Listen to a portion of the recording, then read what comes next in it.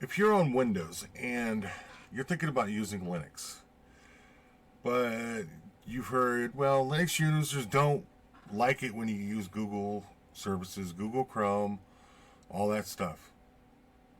Well, if that's the only thing holding you back, ignore them. Do what you want. That's what that's what Linux is about, is doing what you want to do with it. So here we go. I'm on Zorn OS and they use the GNOME desktop environment. On KDE, it's called Discover. You click on that, and you up the top you type in Google. Now this is the GNOME shell. I think it's called GNOME shell. I'm not positive. I'm not fully used to the GNOME desktop environment. I'm really new to it. I've been using KDE and Mate for years, and OpenBox on top of it. But anyways, you got your Google Chrome. This is the unstable, but you got Google Play, V Drive, I think that's what it's called. Google Drive client with automatic synchronization for Linux. You have Chromium web browser, which is what Google's based off of. You have Google Drive, open source GUI client for Google Drive. Ungoogled Chromium, which takes all the analytics and tracking out of it that Google likes to do to you. That's why Linux users don't recommend people using Google Chrome. But if you're in the Google system and you can't really get out of it, and you have to use Google Chrome, I would suggest using using Chromium over Google Chrome, minimum. Firefox preferably, but hey. But anyways, if you're on like KDE, Mate, XFCE, you have OpenWMail, and it's an open source desktop client for Gmail and Google Inbox. If you're on Google Talk, I don't know if that's still there or not, with the way they're closing everything down over on Google. Sometimes one thing's up one day and it's gone the next with them. It's an unstable business practice, anyways, in my opinion. You have Facebook, MSN, and other chat services we'll type into it. Basically, it's the style of chat server in the background that this is able to communicate with. What else do we got? Free open source geographic information system. If you need maps, like what they have over on Google, Maps is a good selection for it. And they are there's a group that's getting together that's working on a bunch of stuff for real-time locations and stuff, and that should be coming up within a couple of years. They're rolling on that. They're putting it into high gear. They're in the beginnings of it, but look out for that in the next couple of years. You have Google Cloud SDK, this Cly, Google Play Music, standalone player for Google Music, Google Docs, Google Suggestions, Web App, Googler, Google Translate. Yeah, there's a bunch of stuff in here. You just got to look around. And if you use like OpenOffice, or not OpenOffice, but Microsoft Office, there's two things you can look for that are pretty compatible. Oops. Take out the space there. You have LibreOffice. You have LibreOffice Calc, Impress, Writer, The Office, Project Libre, Word Processor, and Google Docs Word Processor for Linux. Yeah, I'm just showing these in case you feel like you have to use like Google and stuff like that. There's a bunch of Google stuff that you can use on Linux. I would prefer if you didn't, but hey, it's up to you what you want to do. This is you guys out there. It's for you. Audio and video. And we're going to pause it because it needs to populate. And okay, never mind. Okay, your Adobe Flash Player. Audor 5 is a DAW. There's 4 of them. Why is there 4 of them? Anyways, an audio tube, audio sharing, Audacity for recording audio. I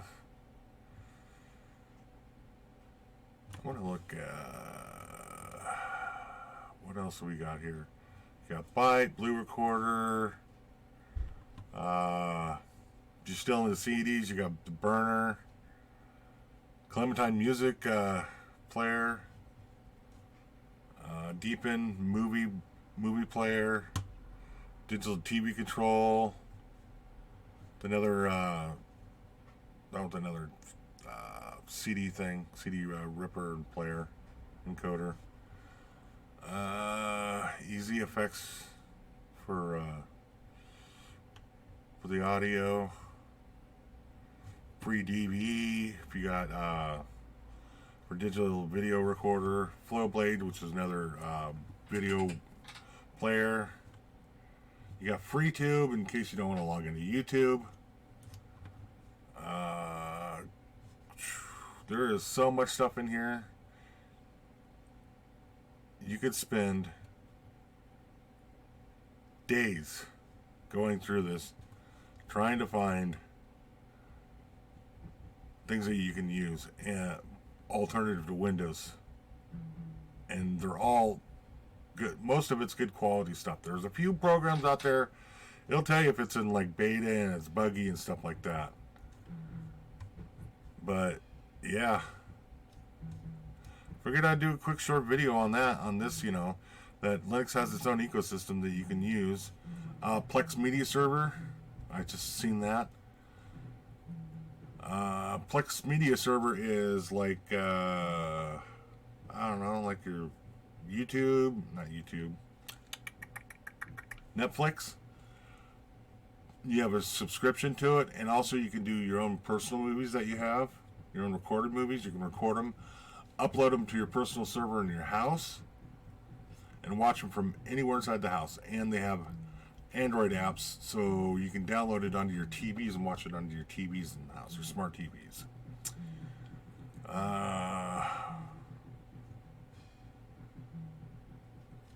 You would host the, let me go back up.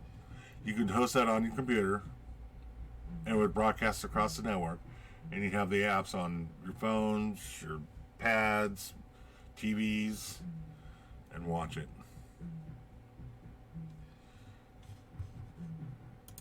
So we're back on the main section here. Games.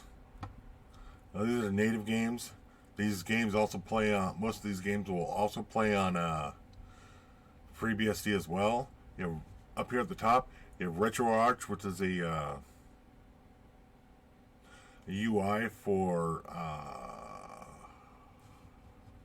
it's for your emulators. You can go on there and set up and download all kinds of emulators for PSP, PS2, Xbox 360. I forget the little handheld consoles that the kids have. I don't remember the name of them. I don't play them. But yeah, you got games in here, Zero AD for and why did it jump like that? Why does it keep jumping like that? Real-time strategy, forgot what it was called. And you got Sandbox MMORPGs for native gaming, and then you got Steam on there, obviously. Graphic photography, if you're into photos and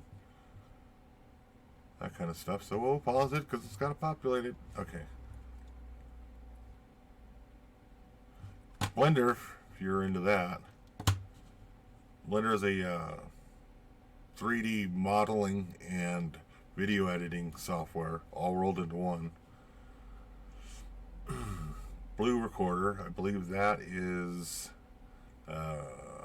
desktop recorder.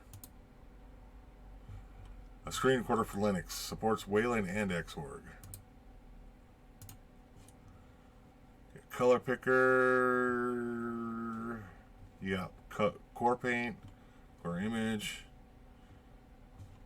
You got Inkscape for your vector graphics. You got GIMP, which is like GIMP, which is the open source version of. Well, it's not a version. It's comparable to Photoshop. It's an open source. You don't have to pay for it. And there's GNU Paint. There's Inkscape right there. But there's 3 versions of it, and one's a flat pack. One's got to be a snap because Zorn OS has both of those installed on the system by default. Krita is a. Let's go to Krita. Stop jumping around. Krita is a full-feature digital art studio for painting. Digital art.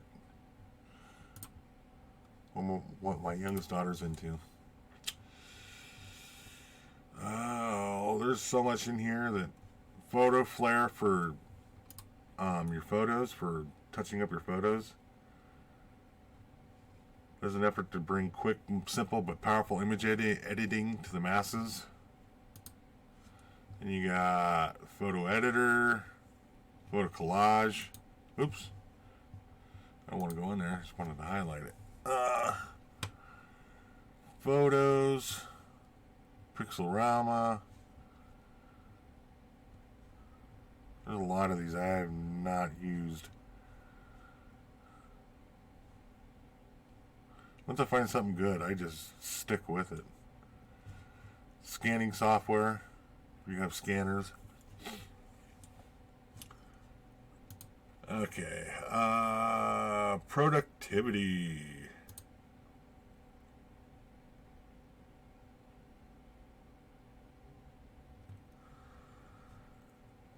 Abby Word, which is a word processor. You just want to write simple. You know, take notes, write a simple draft on stuff, maybe a manual on how to do something. Abby Word's like Microsoft Word. And if you have books, and a ton of books like we do, we have over 5,000 ebooks, PDFs, and text files. Calibre, the one-stop solution to all your ebook needs. It's a ebook reader, storage, and server. So you can put this on your computer, go over here to the connect button, click on that, click on start server, and then you can go anywhere on any device. And if you know the IP address of your server locally, you can put that in your bar on your browser and go here and download any one of the books you have inside your library. And it also will pick up ebooks and newsletters and stuff across the internet that are free too for you.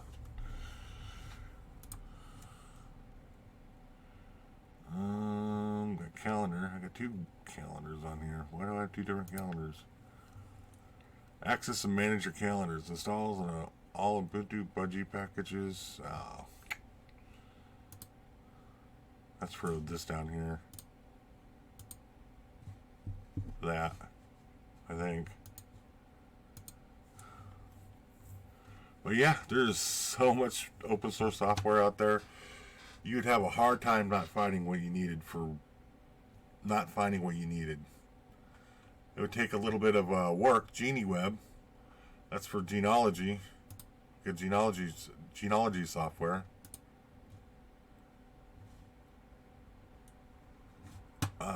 Yeah, you'd be hard pressed not to find what you're looking for on Linux. And a lot of it's open source, and a lot of it is free. You don't have to pay for it.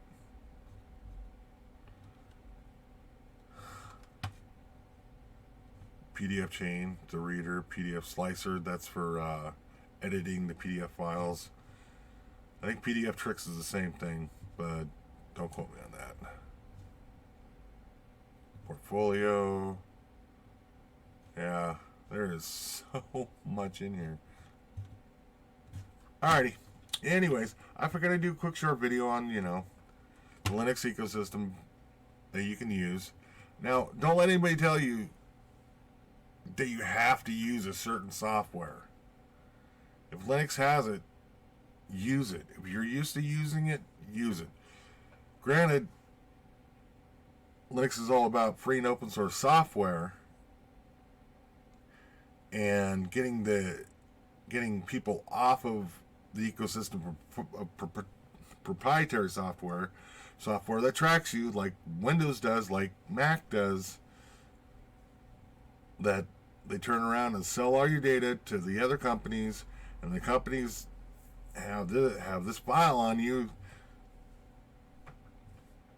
knowing what you like, what you do, what color you're, how high you jump, whatever. I don't know. Who knows what all the data that they track on you. Anyways, yeah, like I said, you can use whatever software you want. I just figured I'd show that we do have Google stuff on Linux that you can use. If you're used to using that and that's what you want to use, then use it.